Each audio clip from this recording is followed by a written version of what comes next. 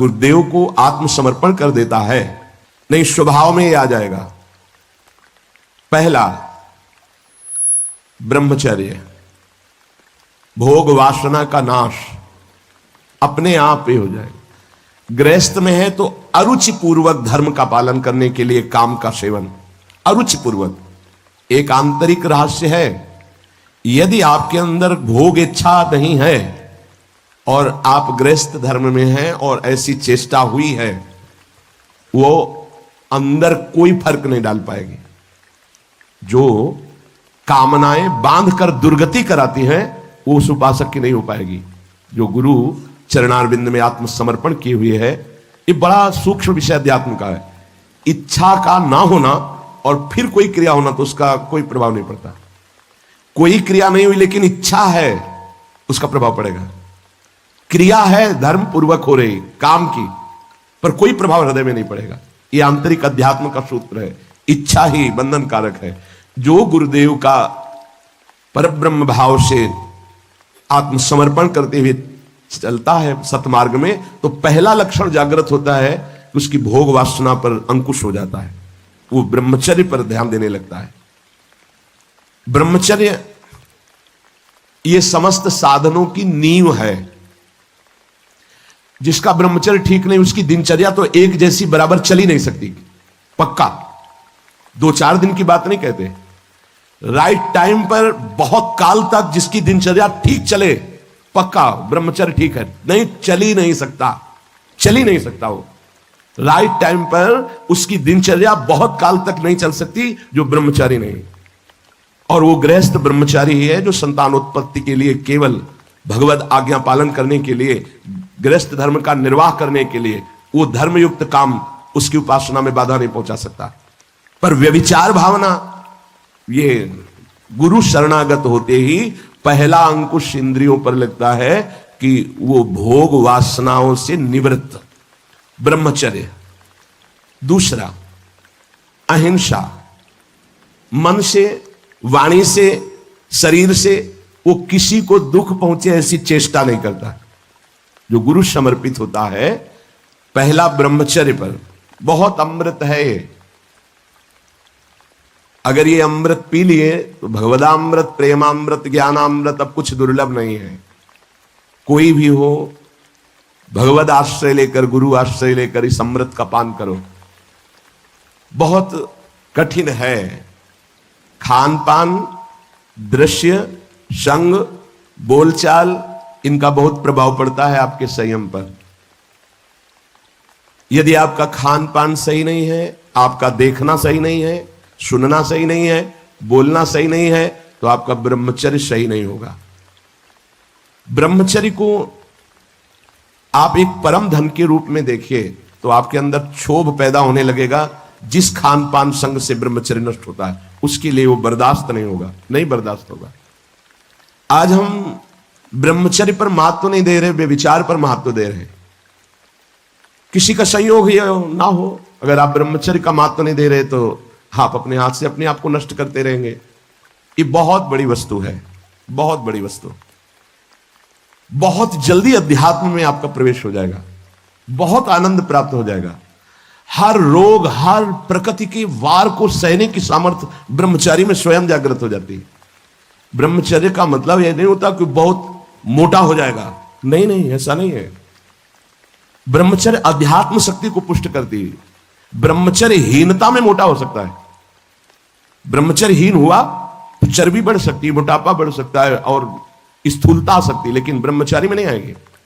ब्रह्मचारी में जितना होगा बहुत पावरफुल अध्यात्म शक्ति, संकल्प शक्ति, उसकी शक्ति बढ़ती है। अगर कहीं बाल्यावस्था से कुछ वर्षों तक ब्रह्मचर्य ठीक रखा जाए और प्राणवायु का संशोधन, प्राणायाम होता रहे, तो भगवत चिंतन करने वाले उपासक की फिर ऊर्ध्वगामी ब्रह्मचर्य हो जाता है। बस जहां ऊर्ध्वगामी हुआ, फिर भगवत मार्ग में सहजता आ जाती है। अब वो अधोगामी जो उसकी गति थी, अब वो जल्दी नहीं होगी। ऐसे ऐसे उपासक 10-10 वर्ष हो जाते हैं, कभी स्वप्न दोष नहीं होता। 10-10 वर्ष। क्यों? क्योंकि उसका चिंतन नहीं होना चाहिए। मनोवाह नाड़ी जो शरीर के अंदर है, जैसे दूध में घी समाया हुआ है, वो कहीं एक स्थान पे नहीं है, ऐसे पूरे शरीर में समाया हुआ है वो।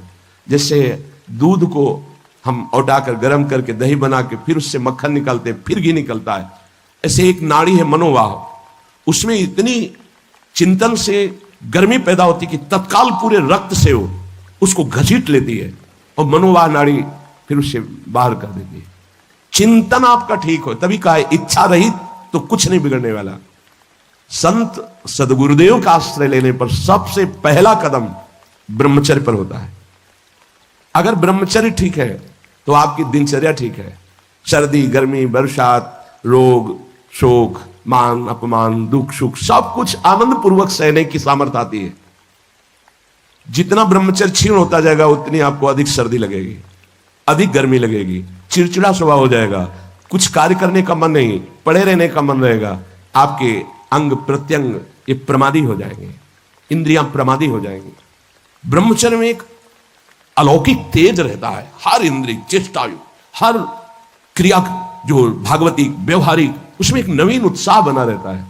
इसलिए परमार्थ के व्यवहार के जो भी कार्य करने हैं हमें जो पावर चाहिए वो ब्रह्मचर्य से। अब ये जो सूत्र जब गुरुकुल में भर्ती होते थे, गुरु शरण होते थे, तो सबको 20-25 वर्ष तक ब्रह्मचर्य ही रहना होता था। अब ये आज का जो आधुनिक पढ़ाई इसमें ब्रह्मचर्य का कोई महत्व ही नहीं है। ये तो भगवान की कृपा से कुछ संत महात्माओं के ऐसे वचन, तो उनसे पता चलता है कि ब्रह्मचर्य भी कोई है, नहीं तो किसी को पता ही नहीं कि ब्रह्मचर्य किसे कहते हैं। बस मनमानी आचरण करना, नए नए बच्चों में संस्कार ऐसे बिगड़ गए, वो जानते ही नहीं कि मैं क्या खिलवाड़ कर रहा हूं अपने जीवन के साथ। गुरु के पास आत्मसमर्पण करने से पहला लक्षण जागृत होता है ब्रह्मचर्य। दूसरा अहिंसा, किसी को भी मन वचन शरीर से हमें दुख नहीं देना, अपमान नहीं करना, मन से भी हमें किसी का मंगल नहीं सोचना। नहीं, मन से अगर हम किसी का मंगल सोचते हैं तो उसका मंगल होगा कि नहीं होगा पता नहीं, आप कितने बड़े तपस्वी हैं, पर आपका मंगल जरूर हो गया, उसी क्षण हो गया जिस क्षण आपने दूसरे का मंगल सोचा। यह हमने संत महापुरुषों से सुना है। मन के द्वारा जब किसी का मंगल सोचा जाता है कि इसका ऐसे दुख पहुंचे, ऐसे इसका नाश हो, होगा कि नहीं उसका वो तो भगवान जाने, लेकिन तुम्हारा अभी हो गया, तुम्हारा पतन हो गया, तुम्हारा मन मलिन हो गया, कितना साधन करने पर वो पवित्र होगा। तीसरा, जब हम गुरुदेव के सानिध्य में रहते हैं तो सुख और दुख दोनों को समान भाव से सहने की सामर्थ्य प्राप्त होती है। जो गुरुदेव का कृपा पात्र होता है वो सुख दुख में समान भाव रखता है। प्रायः ऐसा नहीं है, सुख में तो हमारी अनुकूलता रहती है तो गुरु बुद्धि बनी रहती है या कृपा है हम पर ऐसा, लेकिन जब दुख आता है तब गुरुदेव की कृपा है, प्रभु की कृपा है और हम आनंद पूर्वक उस दुख को सहें। ऐसी क्षमता केवल गुरु को आत्मसमर्पण करने वाले पर ही अवतरित होती है। ये क्षमता उतरती है, ये सामर्थ्य है अंदर, दुख सुख को सहने की सामर्थ्य। किसी भी स्थिति में मतलब ऐसा स्वभाव हो जाता, किसी भी स्थिति में कदम पीछे हटाना ये उसी सूरवीर योद्धा के स्वभाव में नहीं होता जो अध्यात्म का गुरु समर्पित पथिक होता। किसी भी स्थिति में ये हर समय नवीन उत्साह, हर दुख को सहकर अपने लक्ष्य पर रहना, अपनी दिनचर्या पे रहना, ये सुख दुख को समान भाव से सह। सुख में तो सब जय जय बोल रहे हैं, जब दुख में जय बोले और सुख दुख समान स्थिति, जैसी दिनचर्या तुम्हारी सुखद वैसी दुख परिस्थिति में भी वैसी ही दिनचर्या, जैसा तुम्हारा भाव अनुकूल सुख में गुरुदेव के प्रति वैसी ही दुख परिस्थिति में प्रतिकूलता में भी वैसा ही भाव ये गुरु कृपा से प्राप्त होता है। चौथा, जो गुरु शरणागत होता है उसको सर्वत्र भगवत दर्शन का भाव जागृत होता है। मेरे आराध्य देव, जैसे आचार्य चरण कह रहे हैं, सर्वान वस्तु तया निरीक्ष परम स्वाराध्य बुद्धिर्मम, मेरे आराध्य देव सबके हृदय में है। पांचवा, अब इस संसार में मुझे कुछ प्राप्त करना नहीं, मुझे केवल भगवान की प्राप्ति करनी है। ये गुरु कृपा से आता है। गुरु कृपा पात्र के हृदय में भगवत प्राप्ति का लक्ष्य दृढ़ हो जाता है। भगवान कैवल्य वस्तु है, परम तत्व है, अब तो भगवत प्राप्ति करनी है। जो गुरु शरणागत है उसमें पांचवा लक्षण जागृत होता है, अब तो भगवत प्राप्ति करनी है, पक्का इस जन्म में मुझे भगवत प्राप्ति करनी है। ऐसी ज्ञान की वृत्ति जागृत होती है कि वो कैवल्य परम पद का अधिकारी हो जाता है, गुरु कृपा पात्र।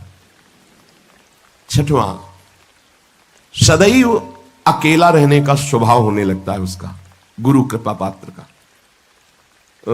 कोई पास नहीं हो, अगर पास भी है तो कोई मित्रता नहीं, कोई शत्रुता नहीं, ना किसी भी तरह का लगाव है, ना किसी भी तरह का द्वेष भाव है, शून्य। एक भी मित्र नहीं होना चाहिए संसार में, शत्रु की तो बात क्या है, एक भी मित्र नहीं होना चाहिए, सब में भगवत भाव, भगवत भाव से सब में। अपना परिचय नहीं होना चाहिए, अपना कोई दोस्त नहीं होना चाहिए, दुश्मन की तो बात ही क्या है, अजात शत्रु, दुश्मन का तो सवाल ही नहीं उठता, पर दोस्त भी नहीं होना चाहिए। अकेला चलना सीखें, अपनी कुटिया में या जहां भी रह रहे हो, जैसे पीछे भी 5-5, 7-7 संत भगवान के बीच में आसन लगाने को मिलता, कोई कमरा थोड़ी अकेले मिला कभी। तो कभी हम पास वाले संत को जानते नहीं कि कहाँ के हैं क्या है, और कभी कोई पूछने की चेष्टा की तो उनसे कहें कि आप अध्यात्म के विषय में पूछ सकते हैं, आप व्यवहार के विषय में नहीं पूछ सकते।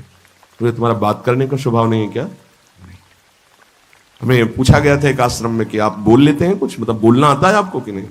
ऐसे रहे हैं तो उस वहां लगता था कि इनकी बात मतलब जबान है कि नहीं है। उन्होंने पूछा आप बोलना जानते हैं कि नहीं जानते, कई महीने के बाद कहा जी बोल लेते हैं, पर क्या बोले, किसी से कोई मित्रता नहीं। वृंदावन में इतने रहे, किसी से मित्रता नहीं, किसी से शत्रुता नहीं। जैसे वो जंगल में एकांत रहता है, ऐसे समाज में एकांत रहता है। गुरु कृपा पात्र, ये स्वभाव में लाइए असंगता।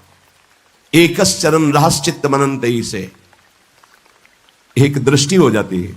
लाखों चेहरों को देखने के बाद भी एक भी इस कैमरे में छवि नहीं आएगी, एक भी। अगर एकांत में बैठने पर किसी की याद आ रही तो तुम्हारा साधन बाधित हो रहा है। कैमरा खुला क्यों रखा? जैसे कैमरा खुला है, ऑफ कर दो इसे तो लोगों की नजर में आएगा कि कैमरा लगा है लेकिन ऑफ है। ऐसे होता है कैमरा ऑफ।